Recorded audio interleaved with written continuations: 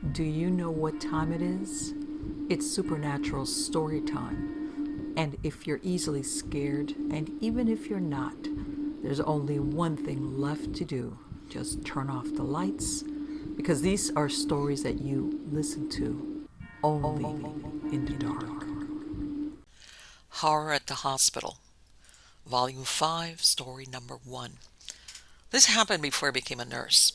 My sister was in a car wreck and was in the trauma ICU for a couple of days. So I stayed with her in her room overnight to help if she needed anything. About 3 a.m., I went downstairs to get a drink. This was a five-story hospital. I came back up, took the stairs for the exercise, and came out into the hallway.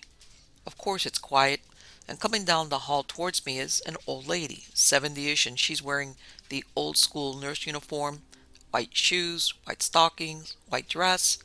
But most importantly, other than your graduation photo or on Halloween, have you ever worn those old-timey white nurse hats? But this is the kicker. We're headed right towards each other. We're definitely going to pass each other. As soon as we are side by side, she smiles and said, "Your sister's going to be just fine," and keeps walking. Suddenly it hits me. I've seen this lady before. When you walked into the hospital, her picture's in the main hallway, beside the picture of the doctor that founded the hospital. Her picture so distinctive with her white outfit and that white nursing hat. I finally pieced it all together as I walked slowly towards the entrance to the TICU. I looked back, but of course, by this time, she is long gone. I didn't know what to think. I was starting to freak out. Did what I think just happened really happen? I walked into the TICU and saw my sister's nurse. She looked up at me and said, "You look like you just saw a ghost." I think I did. You know that picture of that old nurse down in the main hall? I swear I just saw her in the hall, and she talked to me. The nurse started laughing, and I started feeling a little hurt. "You didn't see a ghost. That's Mrs. Such and Such. She was just in here talking to me. She's been with the hospital for X amount of years, been retired for 10 years, and still volunteers 12 to 14 hours a day, and still wears that same nurse outfit that she's worn since the 1950s. Story number 2. We have two rooms, side by side, that I believe have some weird energies. Most relevant experience that makes this belief more concrete was the following. The background info is a small old rural hospital, ortho neuro post-op unit. The patient was a 70s RN, in for THA, had been there about 2 weeks due to some complications. So during 3 a.m. round, I find her awake, seeming a little stressed out. She denied she had any needs, and as I left the room, she says, "Be careful." I stopped and asked her why she said that to me. "I don't want that man to get angry at you." I immediately asked, "What's going on?" and asked her, "Who is this man? What does he look like? Why would he be angry at me?" She starts to shake and cry at this point. "That man that sits by my bed sometimes. I've never seen him come in. I just wake up and he's there." At this point, she is really very upset and truly believes this is a real person. "Whenever anything beeps, he slaps his hand over my ears and it hurts so bad. He never says anything, he just hurts my ears." So now, I'm flipping out, mainly because I immediately remembered a patient from 2 or 3 years before who told me the exact same thing. And at the time, I assumed she was confused due to a history of dementia. It was just a very specific thing, the ear slapping, and that's how I ended up remembering it. Other things that happened in that same room seemed to all be electrical malfunctions, such as the code button alarming while I'm nowhere near it, and the call light going off when there is no patient and no bed in the room. This has happened twice while I was there. One of those times the whole unit was closed, and I was just passing through it. Next story. I was a new nurse at our hospital and only been working there a couple of months. I had brought a patient of mine up to day surgery from the ER for an endoscopy, and they called back down and asked me to bring her family up because she only spoke Italian and not enough English, and they needed someone to consent for the procedure. After dropping them off, I walked past the waiting room to head back down the hall to the elevators. I took the back way to get to the ER, and the hallways were all deserted. It used to be the pediatric wing of the hospital, but that's all been shut down for years, and the rooms are just empty and full of broken equipment and beds and stuff like that. As I reached the old nurses' station at the T-junction between the pediatric hallway in the hallway that goes to the elevators, I saw a little girl standing across from the nurses' station further down the hall. She had big pigtails, was wearing a brown dress, white shoes, holding a teddy bear. I thought perhaps she was a family member who had walked away from the day surgery waiting room. I was concerned that she would go into one of the rooms and get hurt or lost, so I said, "Hey, little girl, what are you doing? You don't need to be over there. You're going to get hurt." And I walked around the nursing station to go grab her hand and bring her back. I kid you not, she vanished as I got about 15 feet away from her. Every hair on my body stood up straight, and I turned and ran like a bat out of hell down to the elevator. I pounded that button for what seemed like an eternity until the elevator got to the floor. As I got back to the ER, I walked up to the nurse's desk, white as a sheet, and one of the older nurses looked at me and said, "Jesus Christ, what's wrong with you?" I remember babbling like an idiot as I tried to tell them what happened. After listening to me for a moment or two, the nurse said, "Oh, you saw the little girl ghost. She's been around here for years." And I remember saying, "Well, thanks for telling me about it before this." Apparently the ghost has even been seen down in the ER, ducking in and out of patients' room and peeking around curtains. My wife worked up on the 7th floor, and she said that one time on a night, a whole row of patient rooms started yelling about a little girl that was running around in the rooms. I guess she gets around. Next story. I was working a night shift on a medicine floor, and around 5 a.m. is when we wake our patients up briefly to change their diapers for those who are incontinent. I woke up one of my old ladies, and she immediately points to the area beside me and asks, "Who's that beside you?" I tell her there's no one there and I'm here to change her. She agrees, but still points to the same area and asks me, "Are you sure no one's there? Someone's climbing the wall. They have long black hair covering their face, and they're just climbing." I laughed it off to her and tell her again, "There's no one there and it's just the curtain." But who am I kidding? I was trying to convince myself. I finished quickly, turned off the lights, and bolted out of there. On another occasion, also night shift, I was working with another nurse during the time I was float staff. We heard something that sounded like a patient falling. We quickly scanned all our rooms and looked for anything on the floor in our patient's room, but there was nothing. We started looking at empty rooms, and in the middle of one of them, there's just a 1-liter bag of IV fluids in the middle of the room. We thought nothing of it and picked it up. 30 minutes later, the call bell goes off in that room, but there's no patient. We picked up and hung up the phone, but we were creeped out. When the other nurses returned from break, they told us the patient there had passed earlier that day.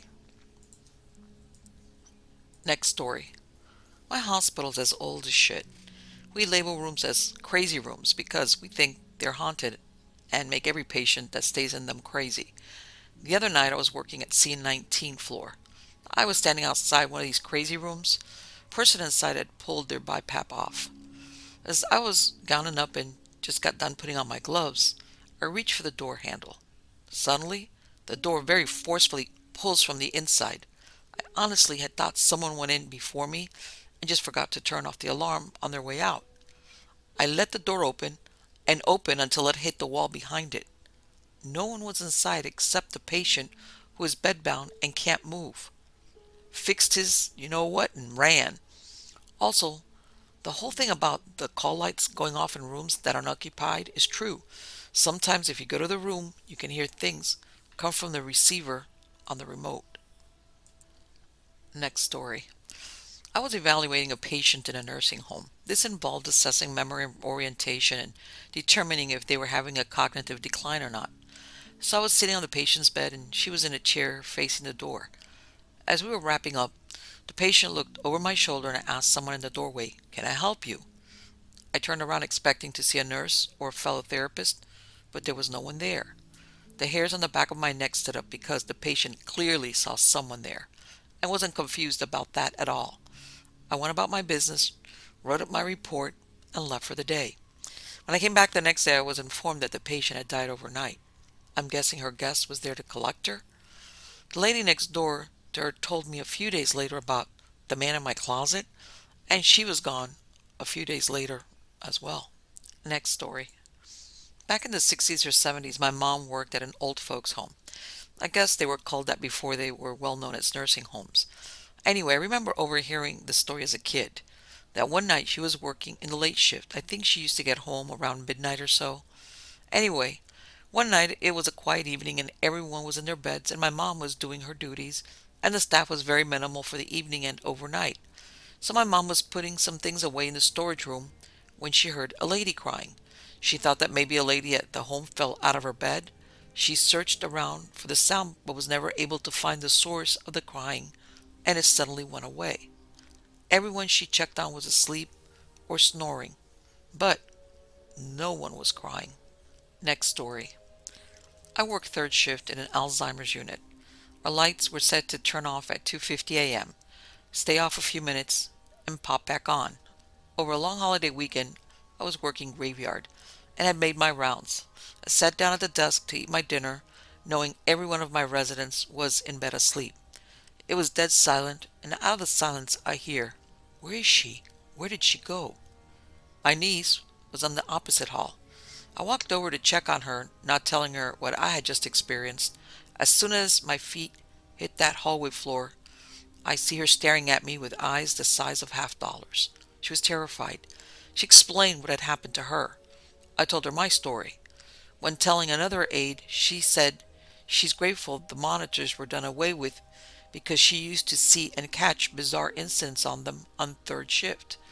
And being there for the time I had, I would have known if it was one of my residents out of their rooms and talking.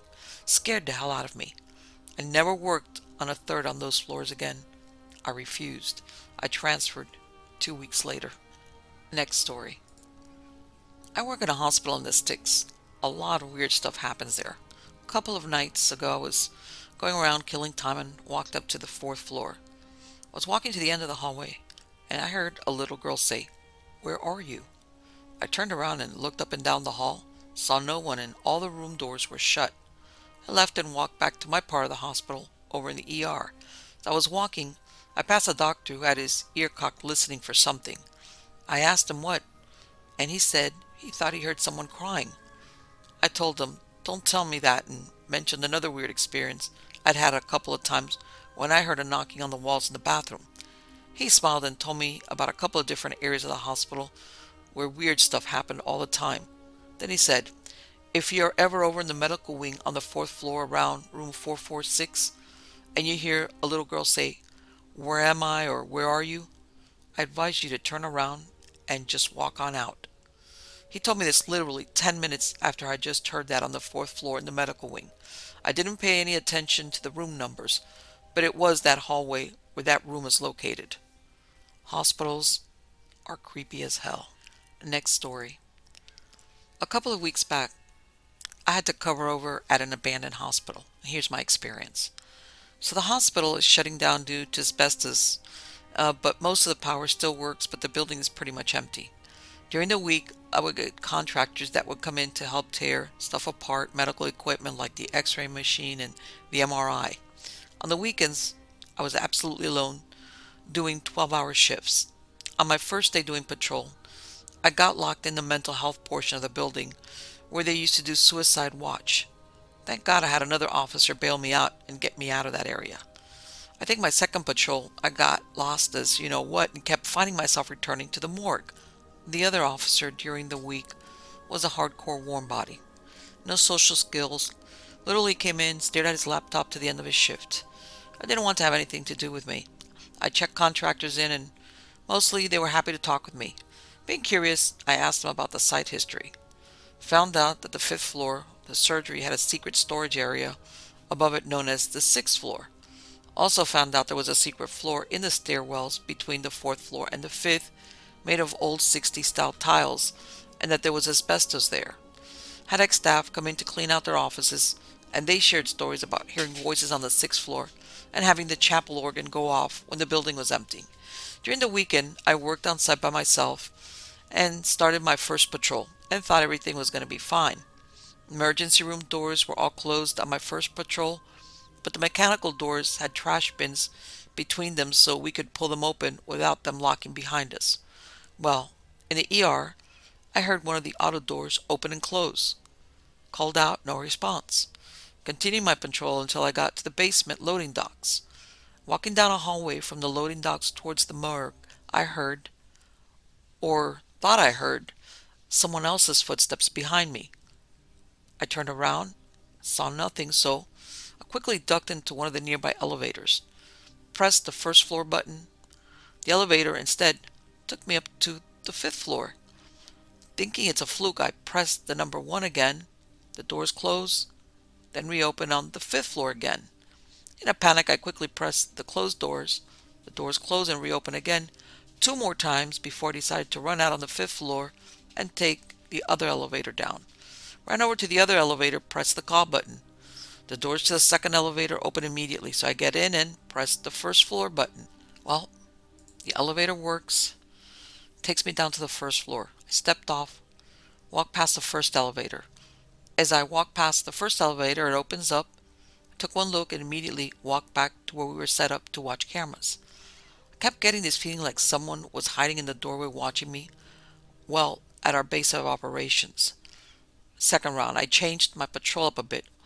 Walked down one of the halls towards the behavior health area, and I kept hearing a loud mechanical knocking sound above me where I could only assume was the ceiling. It stopped when I got to the behavior health area, but on my way back it started up again. Also, I could have sworn I saw someone in a couple of the rooms, but when I shone my light in them, nobody was there. I heard something scratching around one of the offices near the emergency room and decided for my safety not to investigate. Had one of the clients stopped by before my 3rd patrol. Reported the animal sounds in ER. He told me it was highly unlikely that it was a rat or anything, possibly a squirrel, though highly unlikely. He replaced our contractor paperwork and left, never going into the actual hospital. My 3rd patrol, I entered the emergency room area, and all the doors were wide open. I immediately turned around and walked back to base. Spent the rest of my shift at the base, though I'd occasionally feel like someone was watching me from the hallway. My greatest concern is that something might have followed me home, because we started having odd things happen at home. My significant other has had little ghost hunting cat balls go off while playing horror games. We started hearing things move in our kitchen, but when we go in there, nothing has been moved. Next story. I worked through hospitals that had definitely a creep factor to them, particularly working nights. Last one in particular, as it was old and underutilized, I had transferred there to help in setting up the ER. What I didn't realize was that my main job was transporting bodies, usually alone, to a phone booth-sized morgue. 2 drawers, meaning 3 bodies, would create double stacking. The upper floors were empty. Everyone but me heard voices and footsteps at night. A deconsecrated chapel with stained glass created a weird flickering shadows around it and into the hallways. My favorite was my first gig, a closed-state mental institution. Think of the film Session 9, retrofitted into being a medium security prison. Cameras were less common back then. Few that were covering grounds were rumored to be showing flitting shapes, usually in the areas directly above where tunnels that originally connected the buildings had been filled in. Management's official position was, bluntly, artifacts from the shitty cameras. So, night shift stayed in their control bubble and rovers stuck to the well-lit areas. Personally never saw whatever, and as we were using old-school cameras and brick-sized cassettes for storage, the only ones who would verify seeing them were well inside the newly constructed control, observing. Had a Native American in my detail who assured me that there were in fact ghosts wandering around at night. The unburied is how he referred to them. Coincidentally, our hospital grounds were a veritable potter's field for the remains of walk-offs, unsuccessful escapes, and misadventures. Every construction project would find at least one. The one I remembered vividly was brought back in a box, jumbled bones, a knob of an artificial hip popping up and still wearing the purple plastic state-issued shoes. Next story. First one. I worked as a microlab assistant, setting up cultures, preparing test kits, things of the such. My microlab had 2 rooms connected by an open doorway. At the time, I was setting up some Sophia cartridges under the hood in the setup room to be ran in the same micro. I walked across the lab and nobody was in there with me. As I was inserting the cartridges, I saw the door open and a person walk into the lab. So I started talking out loud, thinking it was one of my techs to let them know what I was doing. Walked back to the setup room and realized nobody was in the lab with me. 10 seconds later, my two techs walk in talking, and I asked if anybody had been in there earlier, but both of them said they were in the break room. Fast forward to when I'm a generalist on night shift by myself in the lab. Our chemistry section faces into micro. Micro is closed off from the rest, but has windows in the doors. I'm doing maintenance on the analyzers, and I saw a male figure walk from the furthest part of micro and out the door, through special chem, and out of the laboratory. I almost cried. There's been other stories that are consistent with mine. Other night shifters hear voices through the baby monitor that's hooked up in micro. Everyone gets that feeling of being watched when they sit under the biosafety hood in the setup room.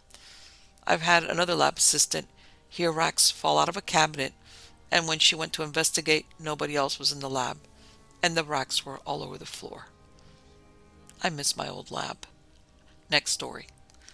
Before I did some med lab work, I worked as a security in an older hospital, and I did a lot of morgue work and underground tunnel stuff. The main hospital led to the psych building through a long underground tunnel. I also had to patrol the sub-basement, which was even below the morgue, and had motion sensor lights that turned off too soon while you were in a room filled with ceiling-high electrical boxes in rows and rows and rows. Can't say anything supernatural happened. Creepy stuff for sure. But it could all be explained if one stuck around long enough to figure it out instead of hightailing it away. For example, I was doing my rounds through the ceiling-high rows and rows of electrical boxes in the sub-basement whose lights were motion detected. I heard noise at the very last row, which was weird because no lights were on. As I crept forward, the lights behind me turned on as it detected me, but despite hearing footsteps ahead of me, it was pitch black. Turns out there was a tech fixing some stuff down there, and he had on a headlamp. He was sitting on a little rubber mat that made him too low for the motion detectors to see. He didn't like standing up and sitting down every 30 seconds, so he just used his headlamp and worked in the dark. Bad back. I'm sure lots would have run and claimed there's no one there, the lights didn't turn on. But I heard footsteps. Similar stuff for the morgue. I was in there as the weather was cooling, waiting for body pickup. I heard a lot of creaking and cracking and then sudden pops followed by the sound of crunching footsteps. The closet behind the door held jars of weird stuff that has sat there for a long time, and as the temperature cooled outside that door, there was a draft that made the bottles shift and crackle. It sounded like footsteps. Elevator doors opening and closing, only to find out years later there was an underreported electrical issue. Phantom order sent in only too much later to be linked to a new employee who tried to work programs they didn't fully understand, but didn't either realize or want to admit they had sent a fake order. Next story. About 2 to 3 years ago, I was working for a hospital, or rather ladies' wing. There was a new addition added to it, and in order to get snacks and drinks, you had to leave the new wing and go into the main building, the hospital, to get the snacks. By then I had already had my share of unexplained things. The older location I was not familiar with, but you had to walk past some exam rooms and they each had a small changing room in them. While walking past one, I looked into one and saw what looked like a bandaged up person crawling out of the fitting room like the girl from The Ring. At the new hospital, the new building built right into the main old hospital, you had to walk up 3 floors with the face of the hospital being nothing but glass. I saw myself in the reflection and I jokingly said, "Hey, I'm just here for some snacks. I don't mean to disturb anyone, but please don't follow me. I just want some snacks." As soon as I said that, I looked back at my reflection and saw a tall black shadow walking up behind me. I turned around and looked down the stairs. There was no one. I looked at the glass and it was just myself. A few months later I quit, and I still think about this when I hear other people share their hospital stories. Another time, I was taking out the trash during the day when I saw what looked like a black shadow, like when a cloud goes by, only it was the size of a grocery cart. I just saw it dark behind a car, and a few seconds later some nurse came with a body and loaded them up into the ambulance. I'll never work for or near a hospital ever again. No, sir. Next story. I had my first weird, creepy hospital ghost instance that I have no reasonable explanation for. I don't even necessarily believe in an afterlife or haven't given it much thought. I'm pretty sure when we die it's just like being out for surgery. Anyway, I work on a busy surgical floor and do 2 12-hour days, then 2 nights, then off for 4. During my day shift, I had a patient who was only in his early 50s but had terminal cancer, was in extreme pain as it was all throughout his bones. He decided to undergo physician-assisted suicide and asked that I be in attendance. The doctor came and performed the procedure. Sorry, not sure of a respectful way to label it, on my second day shift. The next night, I came in for my shift, and I had a new patient that was a 45-year-old man who had just had a small bowel resection staying in that room, and he got back from surgery that morning. He was totally clear, walking around okay, and was only taking Tramadol for pain. He was completely oriented and not confused whatsoever. Anyway, around 3 a.m. comes around and he starts ringing his bell. I go to his room and he asks me why this other patient keeps coming into his room and telling him to leave. He seemed genuinely freaked out and a bit annoyed, so I asked him to describe the patient, and he did. And I couldn't really think of any patients on our floor that fit the profile. This entire time our care aide was sitting outside his room, charting on her mobile workstation. She just happened to be parked near his room. I asked her if she saw anyone, and she said no. So I started looking into all the rooms, but everyone was asleep. I told the guy I'm not sure who it was, but if he bothered him again, to ring right away and let one of us know. 45 minutes later, the buddy rings again and same thing. I looked all around, couldn't see anyone up. The care aide was still there and she said no one had been out that she saw.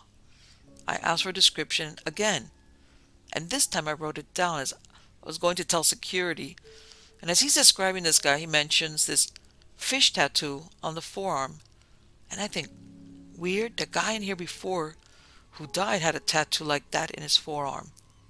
Then, I told that to the care aide, so I'm oblivious, clearly haven't even entertained the fact that this could be the guy who passed. She was the one who then mentioned that it sounded like the guy who died, and I got freaked out, and we were both really creeped out after that. I just told the guy to go back to bed and that we were with it in the hallway. I've never been so creeped out. Next story. Not mine, but my charge nurse tells this story occasionally, so I'll pass it along. Middle-aged guy with multiple comorbidities hospitalized for pneumonia or something. He's been raging all day, confused and combative while ranting about the book. Charge goes in, tries to calm him down, and eventually figures out that he wants the book, as in the Bible. Somebody on staff kept the pocket Bible in their locker, so he borrows it and takes it in thinking it would simmer him down and everything would continue as normal. When he goes to hand it over, the patient forcefully demanded that he read a certain passage. Not sure which one. So the charge does. The patient's eyes bugged out of his head and he screamed, "He does not hear the voice of strangers," over and over again, until he stopped breathing, slumped over and went into cardiac arrest. They coded him like that for half an hour and never got him back. Next story. I worked as a CNA in a nursing home in a small town. The usual spooky stuff would happen, like call lights turning on in a room when it was empty, or overhead lights turning on. Faulty wiring, I guess. I would have something whisper my name all the time. I'd turn around and no one would be there. I would call out and no one would answer. Okay, ambient noise of call lights is making me think I heard my name. The only time whispers didn't happen is when a resident passed. On a particular day, a resident was actively dying, and I was working with my friend. I whispered under my breath, "At least the dark shadows will leave me alone today." My friend says, "Oh, he bothers you too?" I asked, "What?" And he said, "The big black shadow. Does he whisper your name too?" I had never told anyone about that. I must have had a look of horror on my face because he assured me not to worry about it because the black shadow will be outside the window of the resident that is dying. Sometimes, with particularly bad people, he's in the room over the bed or in the corner. Also, before someone died unexpectedly Residents would ask about a small dog walking in the hall. It happened so much that management got a dog for the facility. Next story. I work in a long-term care, so there's obviously a ton of stories. I'll just give you the few creepiest ones, plus a bonus. One, we had a woman in our assisted living unit. She was a very sweet lady with dementia who could never understand how to use her call light for assistance. So every night she would meander over to her neighbor's apartment and ask him to get someone to help her get ready for bed. He would then put on his call light and tell whomever came that the lady needed help. The man is still with us, and he has no cognitive deficits or memory problems. He's here because of severe kidney issues and can't manage all of his tubes and medications. The lady became ill with pancreas issues and stopped knocking on the man's door for about a month. She sadly passed away one evening around 4 p.m.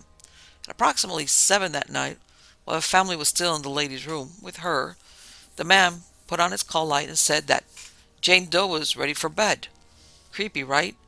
The CNA figured he was just picking up an old routine, so she asked him, "She came here?"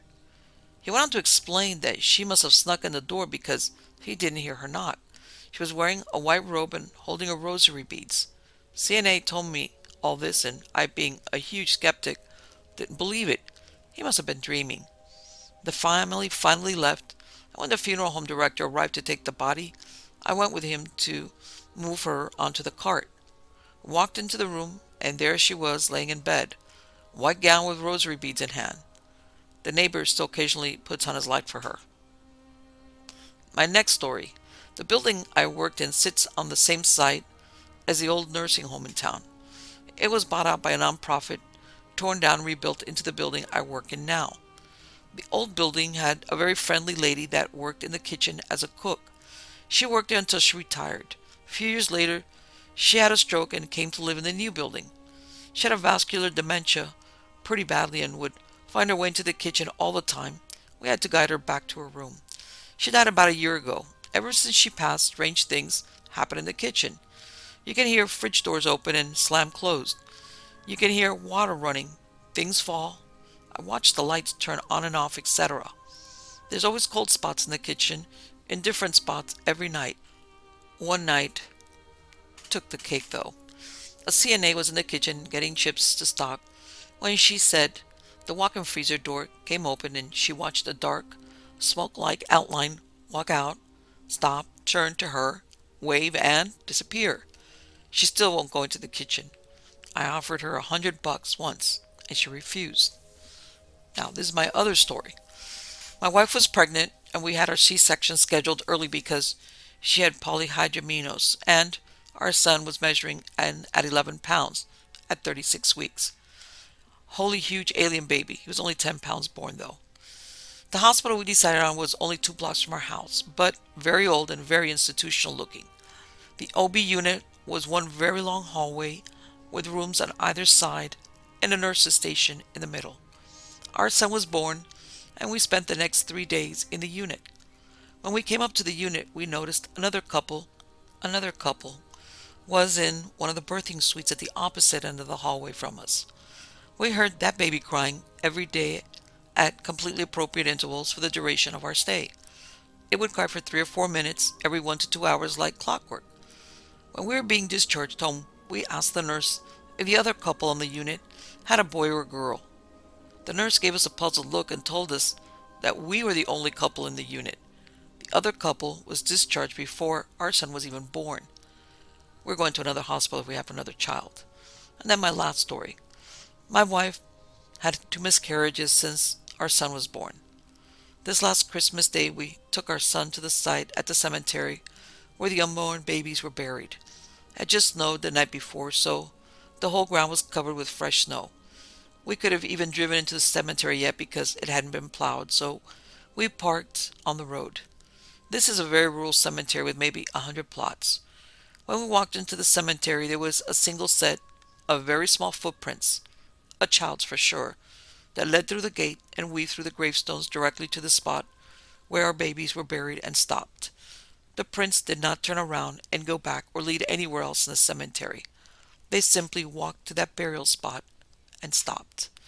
The second we got to the spot that our babies are buried, It started to snow, the biggest, most beautiful snowflakes I've ever seen.